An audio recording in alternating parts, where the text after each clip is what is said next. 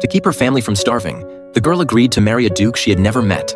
Lucy was born into nobility, but her family fell into decline when she was 12, and her mother passed away suddenly. As the eldest daughter, she'd shouldered the burden of supporting her family from a young age. Just when her family was at its wit's end, a letter of proposal arrived from the Duke of Guildford. It was said that the Duke had a violent temper and a terrifying scar on his face. He had never met Lucy but insisted on marrying her, offering a bride price that couldn't be refused, £11,000. Despite her sister's strong objections, she didn't hesitate. To keep her family from starving, she signed the contract, as if signing away her life. The wedding day arrived quickly. It was nothing like the romantic ceremony Lucy had dreamed of as a little girl. There was no sunlight, no flowers, no grand celebration. Even the man about to become her husband seemed extremely cold. The bride's lateness had already exhausted the Duke's patience. The devil is she.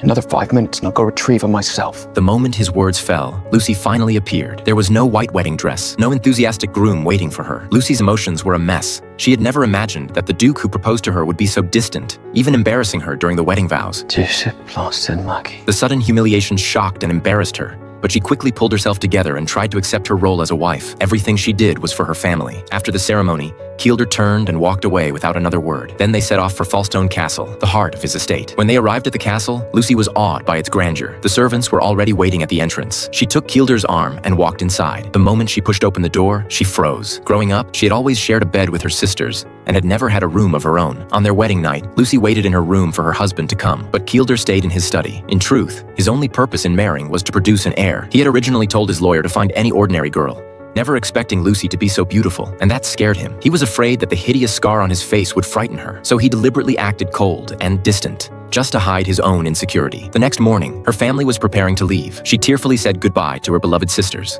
Only after the carriage had disappeared from sight did she finally let go of the strength she had been forcing herself to hold, ran to a corner, and burst into tears. What she didn't know was that the notorious Duke was standing not far away, his face showing concern. 24 hours into this ill-conceived marriage, and my wife is already in the back of a garden sobbing.